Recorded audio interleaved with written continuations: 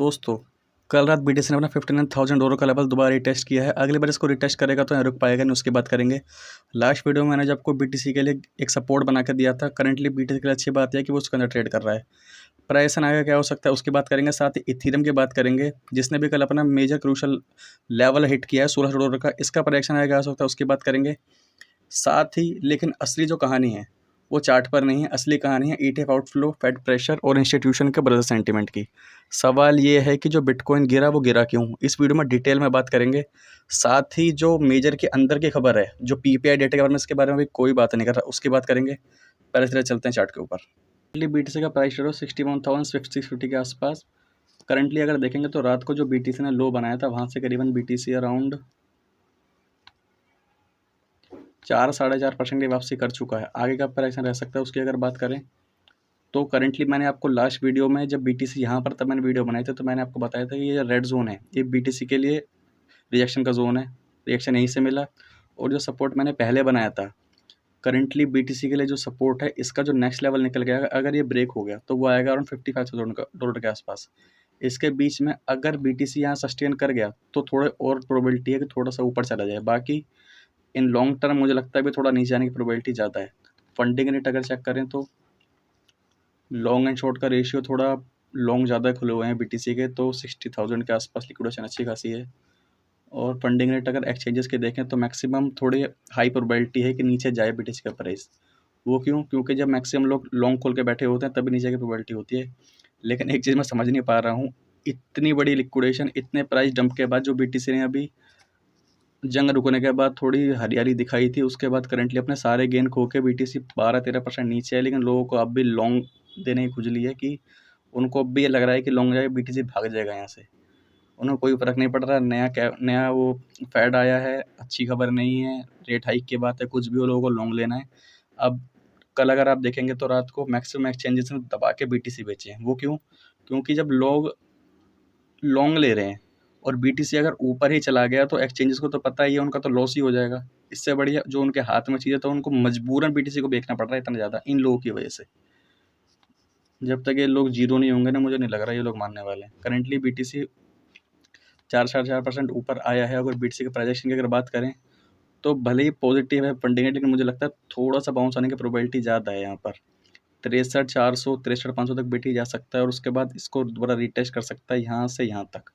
लेकिन अगर BTC ने इस लेवल को ब्रेक कर दिया तो नीचे आने की प्रोबेबिलिटी ज़्यादा बन रही है। अगर इथीरियम की बात करें तो जो इथीरियम का जो लॉन्ग टर्म का सपोर्ट है ये 1600 का है और ये मेजर सपोर्ट है। अगर इथीरियम ने अगर इसको गवा दिया तो कोई लेवल ही नहीं है इथीरियम का कितना नीचे आ सकता है। जो लास्ट ईयर का BTC इथीरियम का लो लेवल था वो था करीबन 800 के आसपास। तो मुझे लगता है उतना तो नहीं, लेकिन 1000-1200 के आसपास जा सकता है अगर ये लेवल भी बहुत बड़ा 1500 से लेकर 1300 का जो लॉन्ग टाइम के लिए बहुत सपोर्ट है। और जो पिछले साल अप्रैल में डिप आया था इथीरियम के अंदर तो करंटली उसको यहीं सपोर्ट मिला था। अगर ये सपोर्ट टूट गया इथीरियम का तो और नीचे आने की प्रोबेबिलिटी ज़्यादा है इथीरियम के अंदर।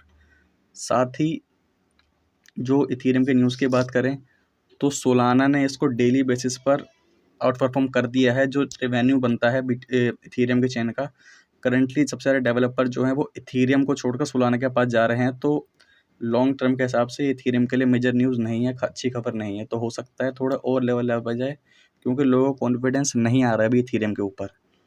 और अगर मेजर अगली न्यूज़ की बात करें तो हम उन 3 मेजर न्यूज़ की बात करेंगे जिन्हें डायरेक्ट असर बिटकॉइन के प्राइस पे पड़ रहा है। सबसे पहले BTC करेक्शन के सबसे बड़ा रीज़न, सबसे मोस्ट इंपॉर्टेंट की बात करें तो वो है इंस्टीट्यूशन। सबसे पहले नंबर देखते हैं। जून के रीसेंट पीरियड में स्पॉट बिटकॉइन ETF से क्यूमुलेटिव लगभग $4.4 बिलियन का आउटफ्लो रिकॉर्ड हुआ है, जो रिसेंट टाइम में सबसे ज़्यादा है। $4.4 बिलियन का आउटफ्लो रिकॉर्ड हुआ।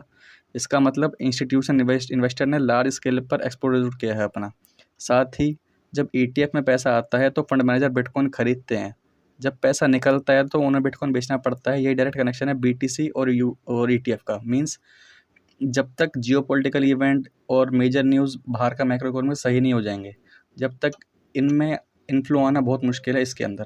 साथ ही जो दूसरा रीज़न मैक्रो इकोनॉमिक था, मार्केट को लगा कि फेडरल रिजर्व एक्सपेक्टेड पेस से रेट कट करेगा, लेकिन हुआ क्या, केविन बॉस ने उल्टा बोल दिया कि रेट हाइक हो सकता है। इससे US डॉलर स्ट्रॉन्ग हुआ और जो रिस्की एसेट थे उन पर प्रेशर पड़ा।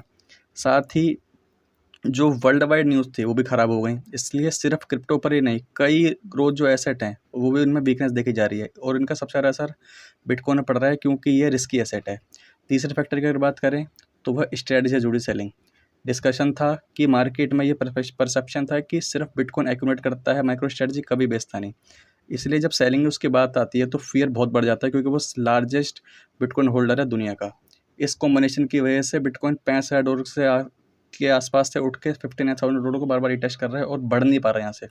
अब क्या देखना चाहिए नेक्स्ट मूव के लिए, ETF के इन्फ्लोज वापस आते हैं या नहीं, फेड की जो नेक्स्ट स्पीच है केविन बुश साहब की, वो क्या बोलते हैं इसके बारे में। बिटकॉइन अभी $59,000 को टेस्ट करके थोड़ा सा ऊपर आया है। इन चीज़ों का बहुत बड़ा फैक्टर रह सकता है बिटकॉइन के प्राइस पर आगे जाके। अगर ETF फ्लोज रुकते हैं और फेड टोन सॉफ्ट हुई तो रिकवरी देखने को मिल सकती है, वरना वॉलेटिलिटी और बढ़ सकती है मार्केट में। रिसेंटली मार्केट का जो रीसेंट डंप है किसी एक रीजन की वजह से नहीं है, लेकिन डेटा के हिसाब से सबसे ज़्यादा जो स्ट्रॉन्ग फैक्टर है वो ETF आउटफ्लोज था, जिन्होंने डायरेक्ट इंस्टीट्यूशन सेलिंग क्रिएट की। फेड फियर एक अलग चल रहा है जो रिस्क सेंटिमेंट को वीक किया है उसने, और जो स्ट्रेट से जुड़ी इंपॉर्टेंट है वो भी पैनिक क्रिएट कर रही है और ज़्यादा। तो मैं आपसे जानना चाहता हूँ आपके हिसाब से बिटकॉइन का जो रिसेंट डंप आया वो किस वजह से आया, ETF के आउटफ्लोज से, फेड फियर से, या स्ट्रेटजी की सेलिंग से। कमेंट सेक्शन में अपने ओपिनियन जरूर बताएं। आपको क्या लगता है बिटकॉइन का बॉटम इस बेयर मार्केट का क्या हो सकता है उसके बारे में बताएं। अगर वीडियो पसंद आई हो तो लाइक करें, चैनल को सब्सक्राइब करें और बेल आइकन प्रेस जरूर करें। मैं मिलता हूँ अगली वीडियो में और इम्पोर्टेंट BTC अपडेट के साथ। तब तक के लिए गुड बाय।